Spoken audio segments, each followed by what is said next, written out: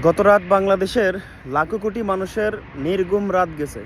তার কারণ বাংলাদেশের আপসহীন দেশনেত্রী বেগম খালেদা জিয়া অসুস্থ। ওনার জন্য মানুষ টেনশন করতেছে, দোয়া করতেছে।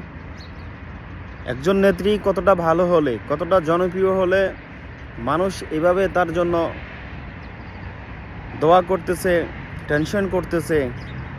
নেতৃত্ব এমনই হওয়া উচিত যাকে সব দলের মানুষ, দল মত নির্বিশেষে সবাই ভালোবাসে, তার জন্য সবাই দোয়া করে।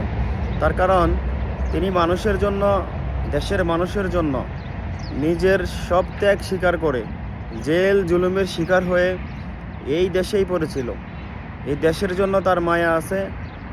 তিনি এই দেশের সকলের অন্তরে সারা জীবন থাকবে। আমরা দোয়া করি আল্লাহ যেন ওনাকে খুব তাড়াতাড়ি সুস্থ করে আবারও আমাদের মাঝে ফিরিয়ে দেয়। উনি একজন আপসহীন নেত্রী। সবাই ওনার জন্য একটু বেশি করে দোয়া করব, আল্লাহ যেন ওনাকে তাড়াতাড়ি সুস্থ করে দেয়। আমিন।